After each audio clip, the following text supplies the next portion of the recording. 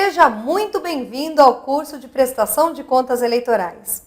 Na aula de hoje, o professor doutor Alexandre Rolo vai falar do cruzamento de informações para o exame de prestação de contas, vai falar de diligências requisitadas pelo setor técnico da Justiça Eleitoral, razão de ser da prestação de contas, o saneamento das falhas, parecer técnico e conclusivo e a quebra dos sigilos bancário e fiscal. Um bom estudo a todos!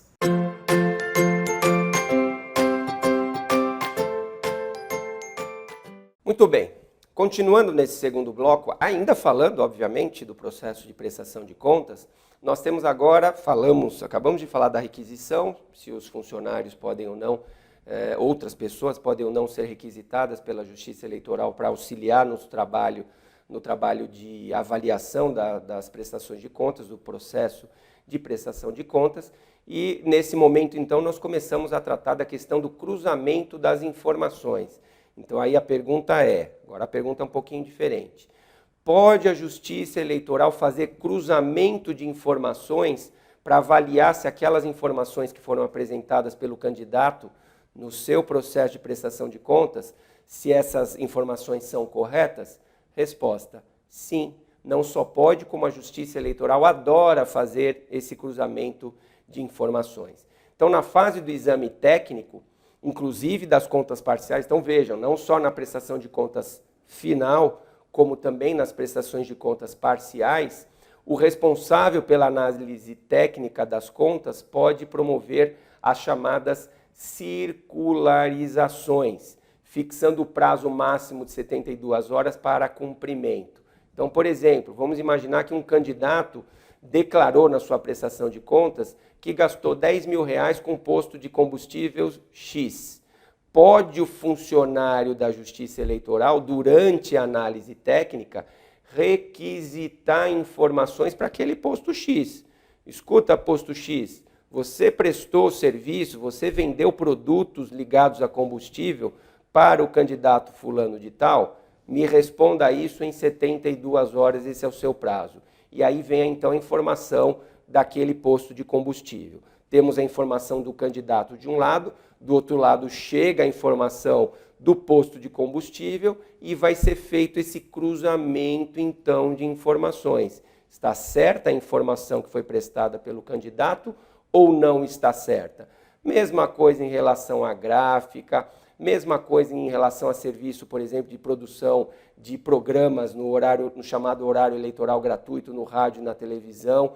Tudo aquilo que o candidato informar para a Justiça Eleitoral, gastei X com pessoal, gastei Y com combustível, gastei Z com gráfica, tudo isso pode ser objeto do chamado processo de circularização, onde é feito então o cruzamento das informações para que a Justiça Eleitoral realmente exerça o controle, sabendo se aquela informação que foi prestada pelo candidato realmente confere com o prestador do serviço ou com aquela pessoa que vendeu algum produto para aquela determinada candidatura. Ou seja, a Justiça Eleitoral não vai ficar só com a palavra do candidato, ela vai fazer, não só vai ter documento também, se for o caso, a Justiça Eleitoral pode requisitar, como fazer também é possível que a Justiça Eleitoral faça esse chamado cruzamento de informações, tudo dentro daquele princípio da lisura das eleições, porque a Justiça Eleitoral quer saber efetivamente quanto que eu recebi de dinheiro e para onde foi o dinheiro recebido para a minha campanha eleitoral. Continuando, a questão das diligências que já aparecem aí na tela de vocês. Havendo indício de irregularidade na prestação de contas, a Justiça Eleitoral poderá requisitar informações adicionais, ou seja, o técnico está examinando aquela prestação de contas, aqueles documentos que foram apresentados, aquelas peças obrigatórias que vocês já estudaram com os professores que me antecederam. Mas surgiu aqui um indício, parece que tem alguma coisa que não está cheirando bem. Pode a Justiça Eleitoral, então, requisitar informações adicionais? Sim, nas chamadas diligências. Então, a Justiça Eleitoral pode determinar, requisitar informações adicionais, bem como determinar diligências específicas para a complementação dos dados ou para saneamento das falhas, com a perfeita identificação dos documentos ou elementos que devem ser apresentados. Vocês vão achar esse permissivo, essa permissão legal, no artigo 30, parágrafo 4º da Lei 9.504 de 97, que é a chamada Lei das Eleições. Então vamos lá.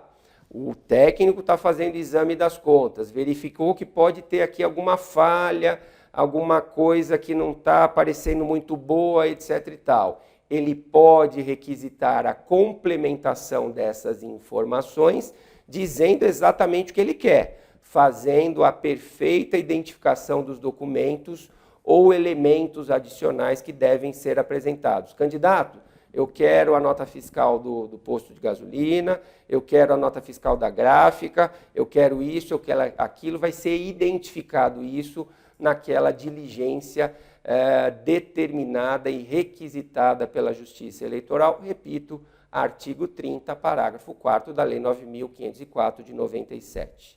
As diligências devem ser cumpridas pelos candidatos e pelos partidos no prazo de 72 horas.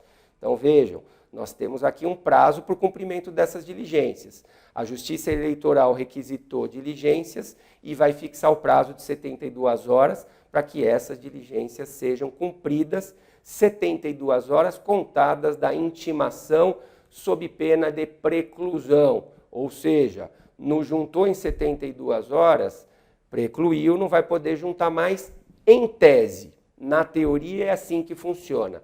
Mas na prática, eu digo para vocês o seguinte, esses prazos na prestação de contas, é claro que eles exigem, mas eles não são tão rígidos.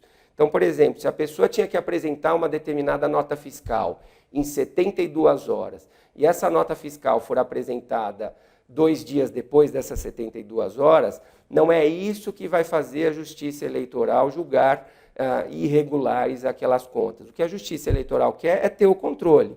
Então, a partir do momento que o documento chegou, ainda que um pouquinho atrasado, não é esse o problema, não é isso que vai gerar a rejeição daquela determinada prestação de contas. Então, apesar de aparecer aí na tela de vocês, e é isso que está escrito na resolução, é isso que está escrito na lei, prazo de 72 horas sob pena de preclusão, na verdade há uma boa vontade da Justiça Eleitoral em relação a esses prazos. Esse prazo não é tão preclusivo assim, repito, se a pessoa perde esse prazo, mas entrega no dia seguinte, entrega 2 dias depois o documento que havia sido requisitado, não haverá nenhum tipo de problema.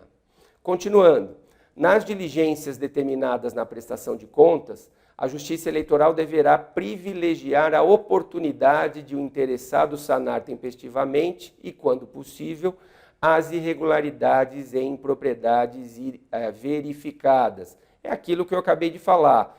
No processo de prestação de contas, o objetivo da Justiça Eleitoral não é apenar, não é julgar irregulares as contas. Deve ser privilegiada a oportunidade de sanar eventuais dúvidas. O importante é que fique tudo esclarecido, que fique tudo claro. Quanto que eu recebi, eu sou candidato, quanto que eu recebi e quanto que eu gastei, aonde que eu gastei. A partir do momento que tiver tudo esclarecido, é o importante, esse é o objetivo do processo de prestação de contas das campanhas eleitorais. Por isso que já apareceu aí na tela de vocês, e eu insisto, deve-se sempre privilegiar a oportunidade de o interessado, o candidato, sanar as irregularidades e impropriedades verificadas, identificando de forma específica e individualizada as providências a serem adotadas e seu escopo. Então é isso que deve ser privilegiado no processo de prestação de contas. Tem aqui uma irregularidade nesse documento, providencia a explicação. Por que está errado? Por que isso aqui não tá batendo? Dá essa oportunidade para o prestador de contas, para o candidato, justificar os porquês das coisas. Insisto, o objetivo aqui da Justiça Eleitoral não é desaprovar, não é apenar, é garantir o princípio da lisura das eleições, por isso que eu trouxe no bloco anterior a questão do princípio da lisura das eleições. Vamos seguir. Parecer técnico conclusivo também é uma das fases, digamos assim, do processo de prestação de contas. Então, após eventual diligência, com ou sem o seu cumprimento, com ou sem a juntada de novos documentos, os autos serão remetidos para o responsável pela análise técnica para a emissão de parecer conclusivo acerca das contas. Então, aqui a gente já consegue identificar duas situações diferentes.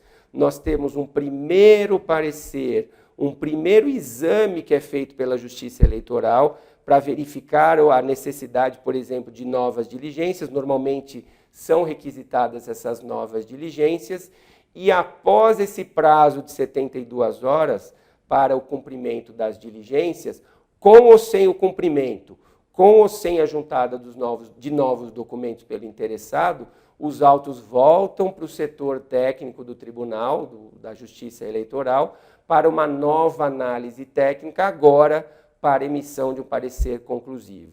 Então, todos os documentos que tinham que ser requisitados já foram requisitados. Se eles vieram, muito que bem. Se eles não vieram, isso vai ser objeto do parecer técnico conclusivo, que vai orientar, sem nenhum caráter vinculante, a decisão da Justiça Eleitoral. A decisão da Justiça Eleitoral e também o parecer do Ministério Público se pautam muito nesse chamado parecer técnico conclusivo, que, portanto, é um documento importante, não é um documento importante, é uma fase importante, melhor dizendo, do processo de prestação de contas.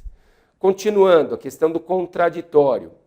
Se durante o exame das contas para emissão do parecer técnico conclusivo, então nós já estamos aqui, o processo já está no setor técnico do tribunal para a emissão do chamado, que a gente acabou de ver, parecer técnico conclusivo.